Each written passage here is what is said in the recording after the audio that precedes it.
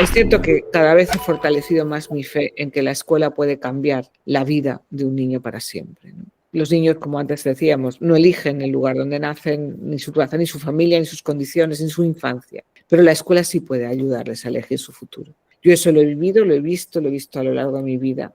Y es un tesoro que no me puedo quedar para mí sola. Carmen Pellicer es licenciada en Teología y Ciencias Religiosas por la Universidad de Deusto y cuenta con una sólida formación en Pedagogía y Gestión Educativa. Su trayectoria académica incluye también estudios de posgrado en Administración Educativa y múltiples certificaciones internacionales en metodologías pedagógicas innovadoras. Ha sido reconocida con varios doctorados honoris causa por universidades de España y Latinoamérica, consolidando su posición como referente educativo internacional. Su amplia experiencia incluye haber sido directora de centros educativos, asesora en políticas educativas a nivel nacional e internacional y consultora para importantes organismos como la UNESCO, el Banco Interamericano de Desarrollo y la OCDE. Como presidenta de la Fundación Trilema, ha impulsado un modelo pedagógico innovador que ha sido implementado en numerosos centros educativos con resultados extraordinarios, transformando la vida de miles de estudiantes y familias en situaciones de vulnerabilidad. Es autora de más de 30 libros sobre educación, liderazgo, obras de referencia para educadores de todo el mundo hispanohablante. Ha impulsado programas de formación docente que han capacitado a más de 20,000 profesores en técnicas pedagógicas innovadoras. Su enfoque de escuelas que aprenden ha revolucionado la forma en que se concibe el desarrollo profesional docente, enfatizando la importancia de crear comunidades de aprendizaje donde los educadores reflexionan continuamente sobre su práctica y mejoran colaborativamente. Carmen Pellicer Iborra, destacada teóloga, pedagoga y escritora española, con su labor docente, sus publicaciones influyentes y su compromiso con la innovación pedagógica, deja una huella indeleble en nuestro 5º episodio de la 8ª temporada de Diálogos con la Comunidad UO.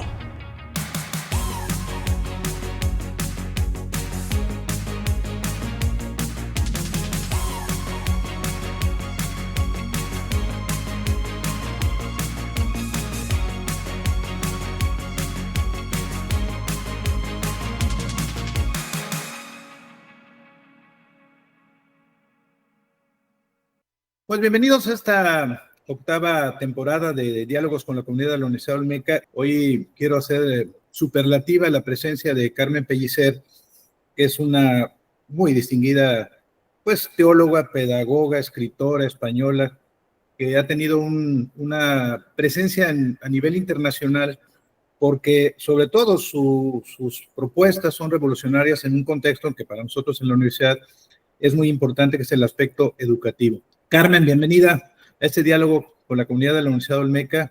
Pues nada, muy agradecida también por la invitación y por la oportunidad de poder conversar en un día también tan especial para todos, ¿no? Y yo creo que como mundo global es un día para no olvidar. Como usted recordará, doña Carmen, estamos cumpliendo 5 años, un quinquenio hace de que nos dijeron que teníamos que irnos a nuestras casas, a trabajar, a estudiar, a tratar de sobrevivir de una pandemia. En el contexto educativo, ¿caminamos hacia adelante, retrocedimos, o esta pandemia evidenció faltantes, componentes que obviamente tendríamos que ir atendiendo hoy y en el futuro?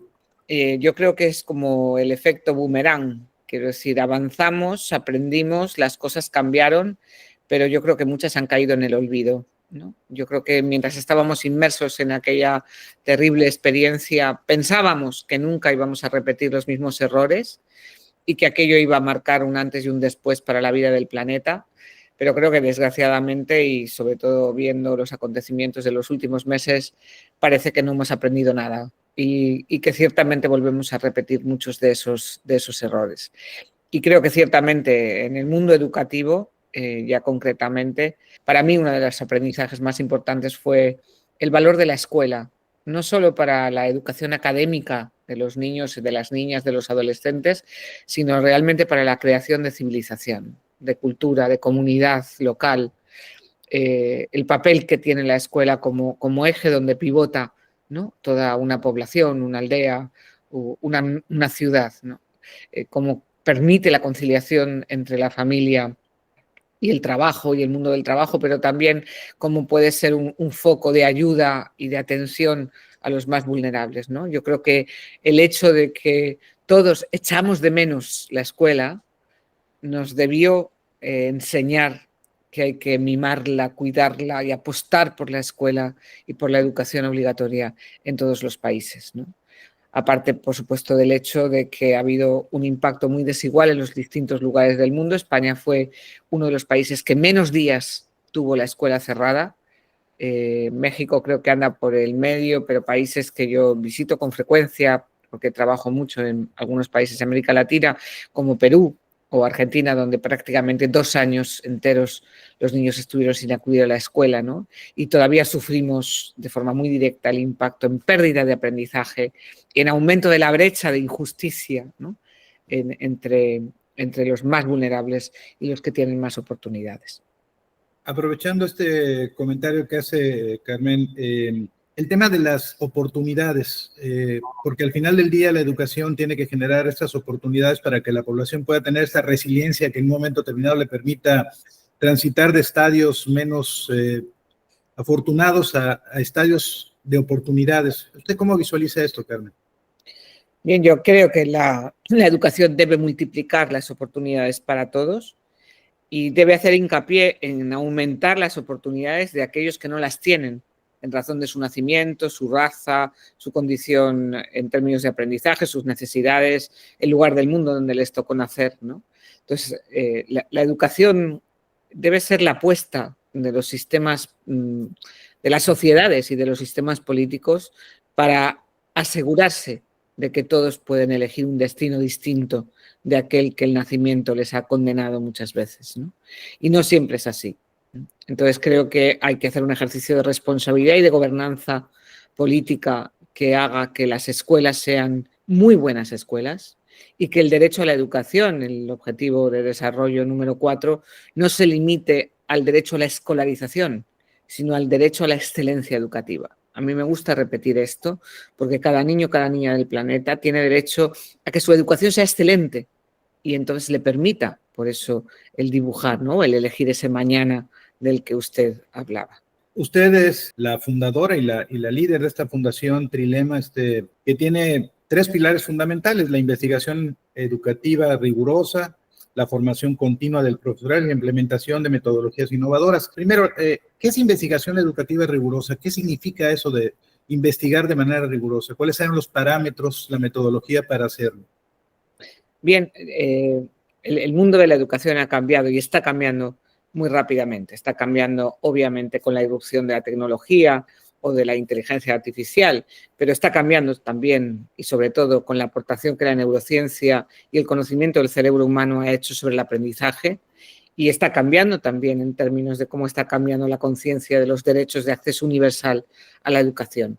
Yo creo que esos son algunos de los factores que hacen que en los últimos 25 años la educación esté cambiando de forma amplia en el mundo, ¿no? Esos cambios, muchas veces vertiginosos, pues a veces son atropellados, ¿no? Y bajo el paraguas o bajo el título de innovación, pues a veces se hacen muchos experimentos, ¿no?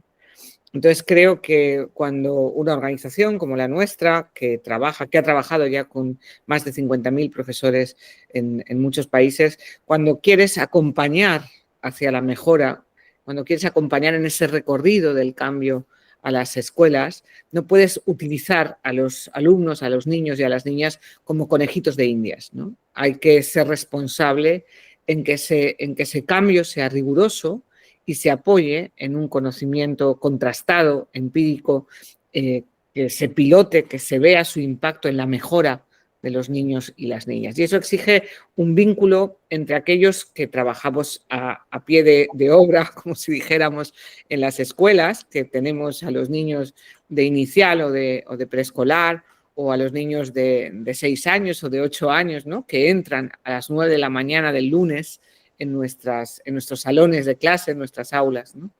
Debemos estar conectados con aquellos que desde las universidades, las instituciones de educación superior como la suya, están investigando, están estudiando, están en contacto con aquellas personas que trabajan el cerebro en instituciones de investigación médica o con aquellos académicos que se dedican a la investigación de la didáctica o aquellas instituciones que evalúan el impacto de la mejora, ¿no?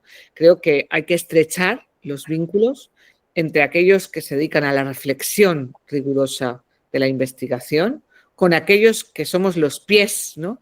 Como decía Ortega, ¿no? Aquello de pensar con los pies, aquellos que estamos en las escuelas y que tenemos que trasladar todo esto para ir cambiando lo que hacemos en la marcha cotidiana de las aulas. Hace algunos años, cuando yo era subsecretario de Educación aquí en el Estado, me invitaron a participar en un evento en España precisamente y luego en Francia por el tema de que las crisis económicas, que suelen ser muy recurrentes, como establecían los teóricos, hacían que muchas personas perdieran su trabajo, arquitectos, doctores, abogados, etcétera, ¿no? Y entonces encontraban en la educación pues una posibilidad de sobrevivencia económica, ¿no?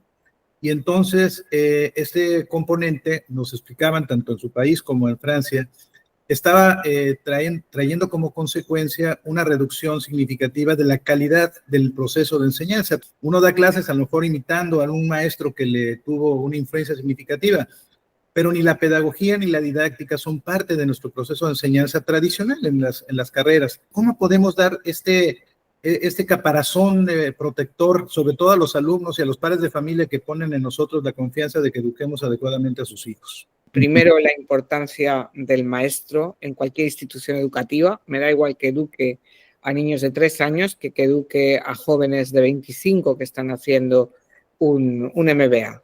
Quiero decir que una de las cosas que Trilema hace en estos 27 años ya de trayectoria es transformar instituciones educativas hacia la excelencia. Es un poco nuestro lema.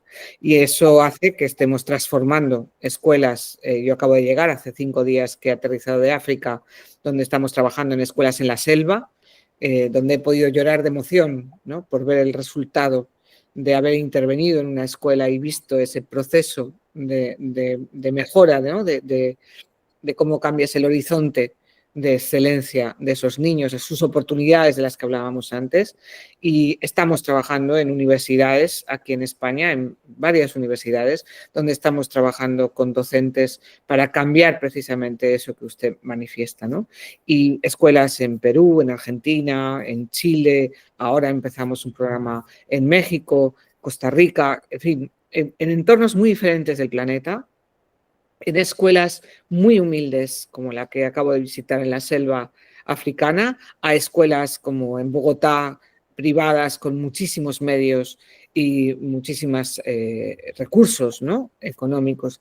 Y todas tienen una cosa en común, ¿no? Y son buenos maestros. Es decir, la excelencia es la clave de la excelencia de una institución educativa. Me da igual el nivel y me da igual, y puedo hablar con contundencia, porque creo que he pisado miles ya de instituciones educativas en todo el planeta.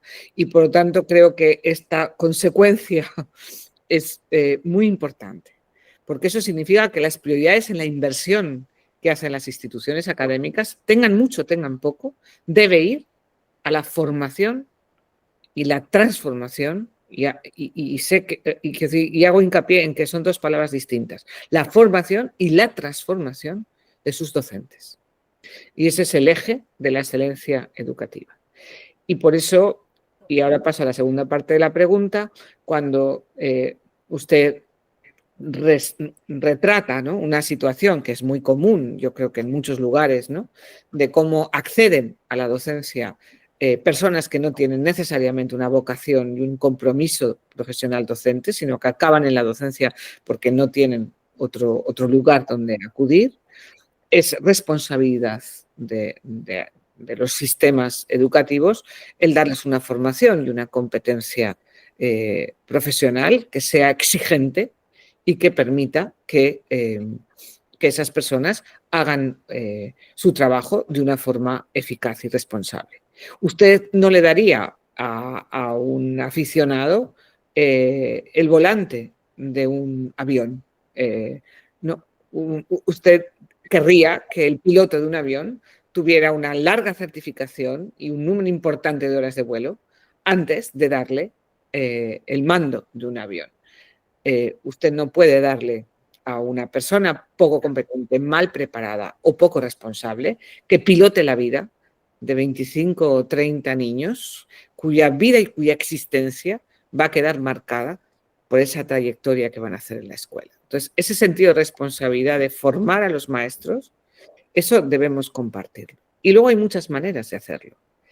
Y es cierto que la formación inicial de las escuelas de magisterio, en las universidades, debe ser mucho más ambiciosa. Yo conozco muchos programas en distintos lugares y creo que hay que invertir mucho en la formación inicial.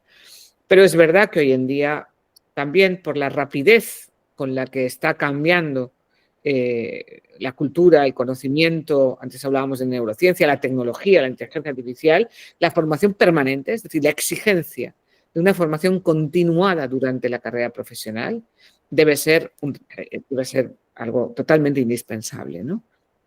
Y debe ser un ejercicio, como decía antes, de responsabilidad. Y quisiera tener un poco esta pregunta preguntando de nuevo, ¿no? ¿Se puede formar a un ingeniero o a un economista o a un científico frustrado en un buen profesor de ciencias naturales o en un buen profesor de matemáticas o en un buen maestro de escuela? Se puede, ¿no? Pero como para pilotar el avión lleva un recorrido y un ejercicio. Y no se puede dar por supuesto que uno aprende a enseñar enseñando. Esto hoy ya no es cierto. Y por otra parte, aquellos que vienen con una vocación o con un interés a la profesión docente que ustedes tienen en las universidades como alumnos del magisterio, o sea, de ser maestro, la buena voluntad tampoco prepara buenos profesionales. Hay que tener una exigencia de rigor académico, de conocimiento de las disciplinas y hay que estudiar, ¿no? Y yo a veces me preocupo, ¿no? Yo les decía, el otro día me invitaron a una junta de decanos de facultades de educación, ¿no? Y me preguntaba uno de ellos, si usted fuera decana de una universidad de educación, ¿qué sería lo que haría para primero de carrera, ¿no? De grado de maestro? Y bueno, pues al menos que lean 10 libros que tengan más de 300 páginas cada uno, ¿no? Por lo menos 10, ¿no? Y luego prohibiría el PowerPoint en las clases, ¿no? Porque necesitamos elevar el nivel de preparación también que deben tener, ¿no? Y de exigencia que deben tener las carreras vinculadas al ámbito de la educación. Para mí es la profesión más importante que hay en el mundo, porque nuestro futuro está en manos de aquellos que forman las conciencias de los que regirán ese futuro. Por lo tanto, una sociedad debe tener claro que debe cuidar, exigir, acompañar, ¿no? Y reconocer a los maestros porque se juega, ¿no? Su supervivencia con ellos. Nosotros tenemos ya desde hace muchos años un modelo con 10 competencias docentes, profesionales, que aplicamos y que pasamos a miles de profesores de muchos contextos diversos, ¿no? Y es una combinación, es un puzzle con 10 piezas y las 10 piezas son importantes, ¿no? Y es cierto que hoy el manejo de la tecnología es fundamental, es una pieza fundamental, pero es tan fundamental como hoy es un poco las estrategias, como usted mencionaba, colaborativas, ¿no?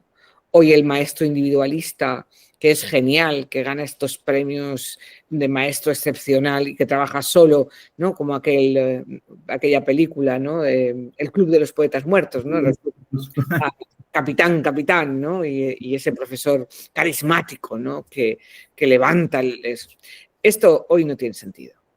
Hoy ya no hablamos del maestro individualista o del aula individual, sino hablamos de la escuela como unidad del cambio. Y la escuela es un equipo, y es un equipo docente. Y es muy importante que tanto el liderazgo de esa escuela sea colaborativo, como la misma escuela genere equipos de trabajo cohesionados que se preocupen por reflexionar y acompañar a un alumnado que cada vez es más complejo, en una sociedad que cada vez hace más difícil ese ejercicio de una educación responsable, ¿no?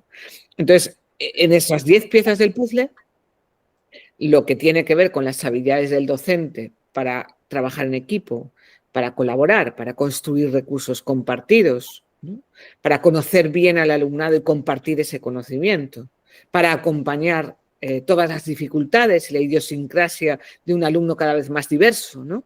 Y ser capaz de generar, por una parte, motivación, pero también exigencia y patrones de esfuerzo, de trabajo, hábitos de estudio, hábitos de aprendizaje, en fin, quiero decir, todo este conocimiento de la psicología evolutiva del alumnado y la capacidad de adaptar, ¿no?, las disciplinas a la mentalidad y a los requisitos de cada contexto educativo. En fin, hay toda una serie de piezas en ese puzzle que son fundamentales, ¿no? Entonces, a la hora de diseñar un programa de formación o de acompañamiento para maestros en cualquier nivel, pues uno tiene que coger esos 10 aspectos y hacer un análisis, ¿no? Nosotros tenemos, ustedes pueden consultarlo porque están abiertos en las redes y en la web de la Fundación, una plataforma de autoevaluación docente con 120 desempeños profesionales, que lo que provoca es una reflexión constante de dónde estoy, qué me propongo, ¿no? Cuál es mi propósito de enmienda para este año y en qué voy a crecer profesionalmente, ¿no? Y hoy el desarrollo profesional docente es un requisito indispensable de la profesión. Y en ese sentido, pues es importante aprender a estimular las habilidades blandas, que yo estoy de acuerdo con usted, muy mal llamadas blandas, ¿no?, porque hoy son esenciales, pero también hay que conocer bien la propia disciplina y entender y saber hacer sencillo lo complejo que puede haber en su campo de conocimiento. Yo he sido profesora de filosofía muchos años, ¿no? Entonces, al final tienes que hacer que mis alumnos adolescentes puedan entender, ¿no?, a Platón o a Aristóteles, ¿no? Me sonrío porque en este viaje a África con un grupo de mujeres africanas, de chicas jóvenes de bachillerato, ¿no?, tuve una noche, una tertulia muy interesante sobre Aristóteles, Platón y Sócrates, ¿no?, en plena África. Entonces, ¿cómo eres capaz, ¿no?, de hacer sencillo lo complejo y relevante la historia de la cultura y del conocimiento? Y eso es una competencia docente que hay que aprender a hacer, ¿no? La adaptación a los contextos que son nuevos, que son diferentes a los que nosotros posiblemente abordamos cuando éramos estudiantes, pero esa capacidad, esa competencia hay que estimularla, ¿no?, en ese puzzle. En ese puzzle hay una pieza que yo creo que hoy también, aparte del manejo de la tecnología, que creo que va a ser muy importante, hoy hay una pieza muy importante que es la evaluación, o sea, aprender a evaluar de una manera distinta. Tenemos los maestros en general en todo el mundo están muy mal formados en técnicas de evaluación de aprendizajes. O sea, pensamos que es medir el logro de los alumnos y lavarnos las manos, y hay que cambiar esa mentalidad y aprender a implicarse en el seguimiento y en los procesos de mejora de cada uno de los alumnos. Y la pieza de la personalización, ¿no?, que hoy también es fundamental. Las instituciones académicas deben pensar cómo hacemos un traje a medida para cada alumno. Y esto no es bajar los niveles, ni es volver. Es decir, esto es un gran desafío hoy de cómo hacemos itinerarios personalizados de desarrollo profesional. En los de las universidades creo que han avanzado bastante, pero la educación obligatoria, la educación formal, no avanza a la misma velocidad, ¿no? Y está costando mucho desarrollar esa pieza del puzzle. Cuando se habla de innovación, y usted que ha comentado en esta charla el tema de ha estado en África y ha estado en América Latina y ha estado obviamente en Europa y en Estados Unidos, o sea, hay una diferencia tan grande en cada uno de estos contextos. Cuando uno habla de innovación, uno tiene que referirse a tecnología, y no sé si este tema va a hacer que el gap entre los países industrializados y los menos industrializados, los menos desarrollados, se amplíe, o cómo en un momento determinado podemos los países que no tenemos esos componentes, porque no somos los generadores de esos componentes tecnológicos, podemos alinearnos a lo que usted está estableciendo como una parte fundamental. Sí el maestro, sí el contexto de la investigación educativa, pero sí también la innovación. La primera clave es que efectivamente, o sea, la tecnología y la inteligencia artificial es un componente ya fundamental. No tiene sentido prohibirlo en las aulas, porque no podemos elegir si tecnología sí o tecnología no. Podemos elegir si educamos para una era tecnológica o no educamos, y la omisión educa por sí misma, porque nuestros alumnos no van a decidir si van a usar o no usar inteligencia artificial, porque al final la inteligencia artificial la tiene usted en la mano, igual que la tengo yo. Y hoy ya vivimos con ella, ¿no? Y dentro de poco creo que nos la van a poner en la gafa. Entonces, esto no es optativo para el sistema educativo afrontar cómo educamos para usar la inteligencia artificial. Por lo tanto, esa es la primera clave, ¿no? O sea, no hay hoy, lo digo porque, bueno, supongo que allá en México pasa como aquí tenemos estos debates absurdos o inútiles, ¿no? O ahora por ley nos han prohibido usar los celulares dentro de las aulas, cosa totalmente estúpida. Quiero decir, porque además lo que está esperando el alumno, ¿no? Escuchaba el otro día a Andreas Slider, que tuvimos un encuentro con él y con ministros de educación de América Latina, 33 ministros en un encuentro que tuvimos, y Andreas decía, ¿no? El estudio que está haciendo PISA sobre la ansiedad que genera al alumno en un examen de matemáticas no tener el móvil es mayor que la distracción que el móvil o que el celular le produce, ¿no? Me resultó sugerente esa idea.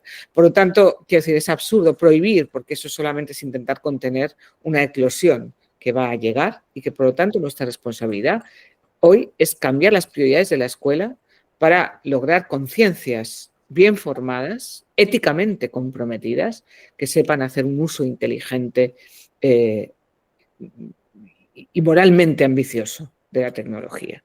Entonces, esa sería la primera clave. La segunda clave que usted manifiesta en la pregunta es la brecha. Si es cierto que la brecha de injusticia planetaria se va a aumentar porque la tecnología o el desarrollo tecnológico está en manos de unos cuantos, y yo creo que ciertamente sí.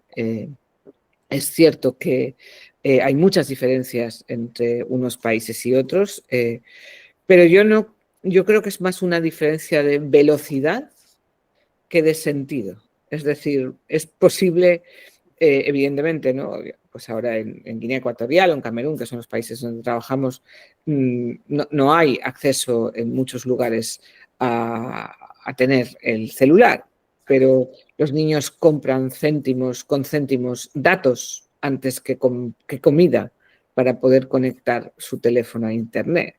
Entonces, esto va más lento, pero no va en direcciones contrarias. No sé si me explico, lo cual nos debe hacer pensar que esto no es optativo y que hay que reclamar, ¿no? lo que llaman las instituciones internacionales el derecho a la canasta digital, ¿no?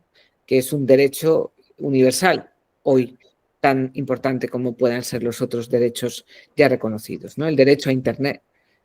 O accesibilidad a Internet y a un dispositivo hoy que nos conecte al mundo virtual. Y esto es un derecho básico, ¿no? Para ese mínimo de igualdad que creo que es algo por lo que tenemos que combatir, ¿no? Y por último, en su pregunta, ¿qué nos pasa a los maestros y a los profesores que estamos hoy en activo, ¿no? Con la tecnología y con la irrupción de la inteligencia artificial dentro de las aulas? Yo creo que ha venido tan deprisa que faltan criterios, sobran recetas y sobra ruido y sobran modas y iniciativas, pero hay una falta importante de criterio en cómo educar para ese uso de la tecnología. Y con poco tiempo, yo creo que hay algunas claves que son importantes.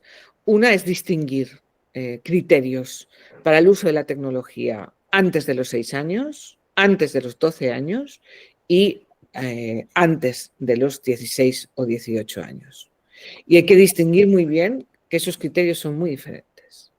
Yo creo que hay que prácticamente sacar de la vida de los niños antes de los 6 años el porcentaje de uso de tecnología que estamos viendo a los bebés o a los niños en los carritos con la tablet de la mamá, ¿no? O entras a un restaurante y ves a los niños comiendo, embutiendo la comida con la pantalla, ¿no?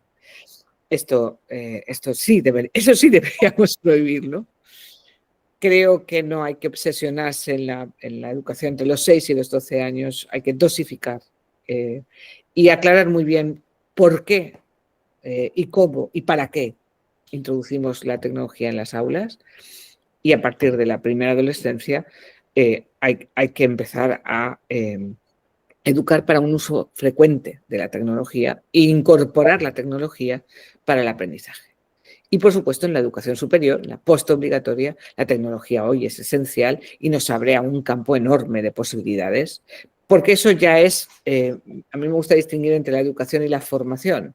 Eso ya es una formación específica para la profesión futura, y ahí, evidentemente, la revolución tecnológica y de la inteligencia artificial, pues es todo un mundo que hay que incorporar, no hay que, por supuesto, no hay que evitar, pero hoy nos va a permitir abrirnos a muchísimas posibilidades.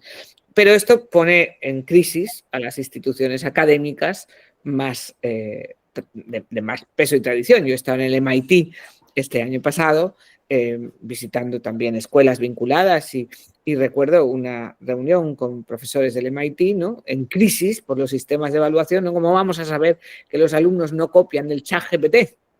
Hombre, es muy triste que ustedes le pregunten una pregunta o les ponga una prueba que ChatGPT pueda contestar mejor que ellos, porque eso no tiene hoy ya mucho sentido en una institución superior. La tecnología nunca les va a arreglar o les va a enseñar a tomar decisiones éticas altruistas.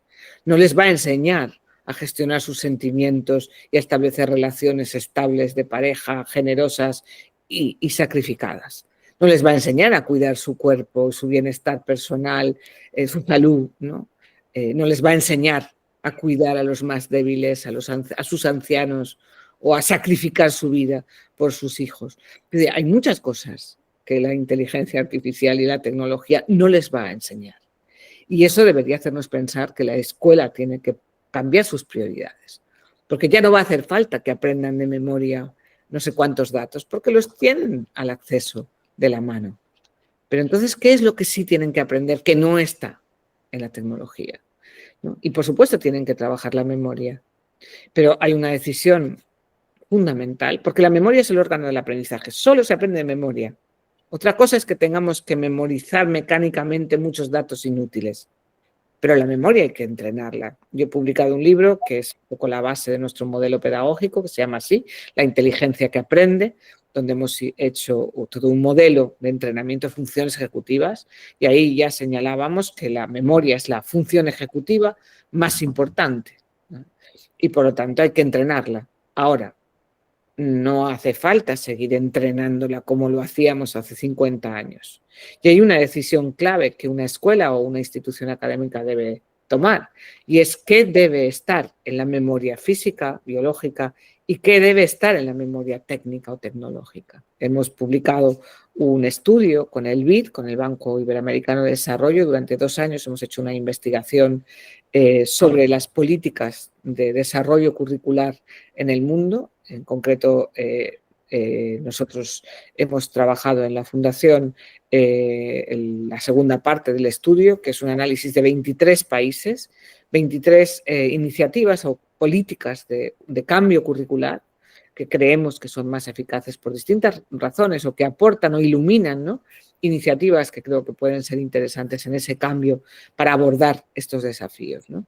Y hemos ido seleccionando distintas iniciativas que realmente suponen un cambio. Me parece muy importante esta parte de o sea, la educación no puede estar ajena a la vida en sociedad, ¿no?, al comportamiento, al humanismo, la ética hoy, sobre todo en el contexto de esta inteligencia artificial. Ese es un tramo que me parece importante, pero el otro es que hay muchas fundaciones que diríamos que son generadoras de procesos hacia adentro, no son mis procesos. Y a mí me llama mucho la atención que esta fundación que usted encabeza tiene un aspecto colaborativo al formar esas redes de centros educativos. Esto es, lo que estoy haciendo no es para que yo lo tenga y me reconozcan como una persona pedagoga y que estoy haciendo, sino esto se transmite a la sociedad. ¿Por qué esos dos caminos, Carmen? Bien, pues de nuevo, la primera parte de la pregunta, Trilema nace a partir de esas 3 palabras, logos, ethos, pathos. Yo soy teóloga de origen, entonces también por de formación profesional.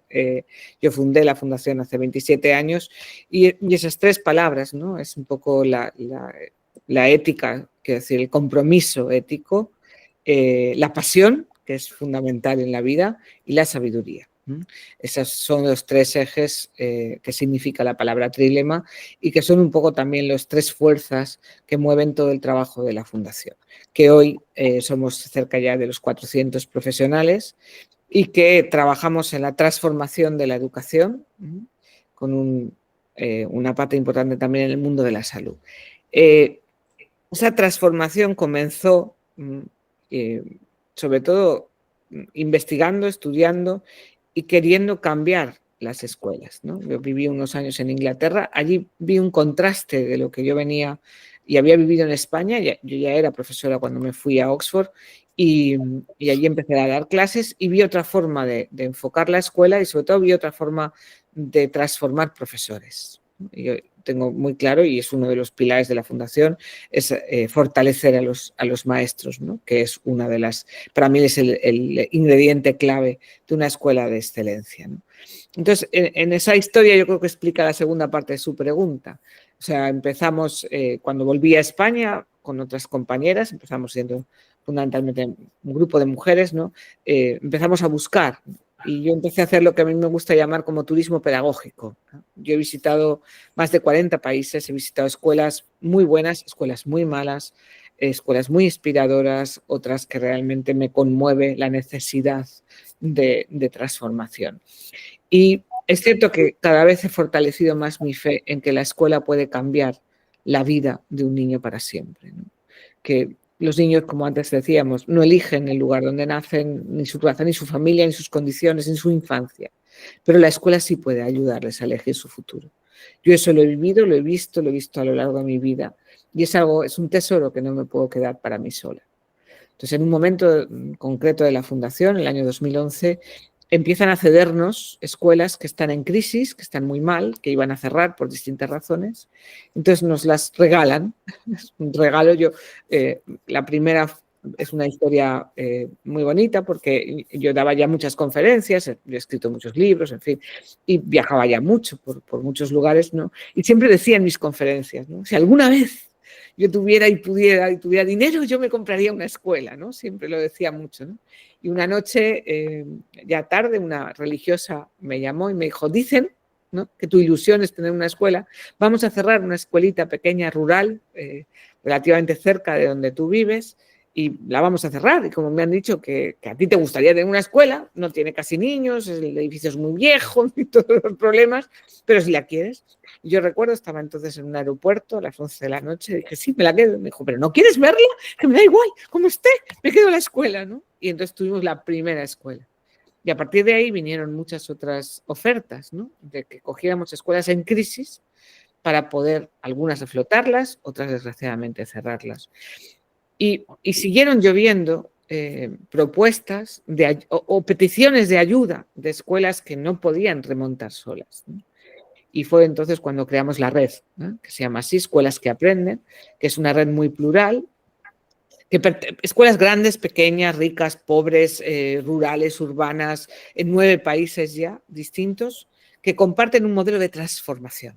Me preocupa mucho el hecho, y con esto cerraría de mi parte, el que estas medidas disruptivas de Donald Trump estén generando, en razón sobre todo de que pues, el apoyo a su viejo aliado, la Alianza Europea, ¿no?, a la Unión Europea, esta unión esté decidiendo hoy crecer de manera significativa, más de 2 puntos de su Producto Interno Bruto en armamentismo, ¿no?, lo cual significa necesariamente que recursos fundamentales para educación o salud o vivienda se van a ver restringidos, y eso pues, al final del día también nos debe preocupar. Y decía Zygmunt Bauman, y no sé, ya le preguntaría a Carmen, que le preocupaba mucho en uno de sus últimos libros, bueno, la educación líquida y la sociedad líquida, decía que le preocupaba mucho que los jóvenes estaban viendo el futuro a través del espejo retrovisor. ¿Cree que esto esté ocurriendo, Carmen? Bueno, no hay una respuesta de sí o no. Yo voy a terminar también con una cita hace ya bastantes años, hace más de 20 años. Yo participé en el diseño, por distintas razones, de programas europeos, en la Comisión Europea, en fin.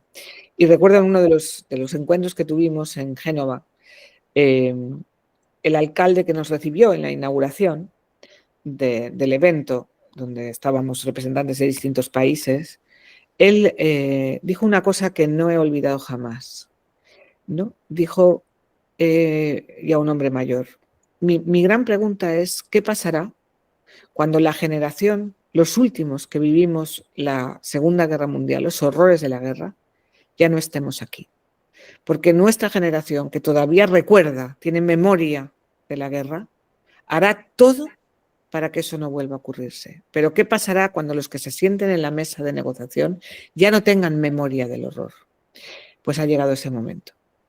Hoy las personas que rigen el mundo ya no tienen memoria del horror, de lo que puede ocurrir cuando las personas olvidan los límites y no se dejan la piel y la vida en dialogar y en encontrar maneras de futuro.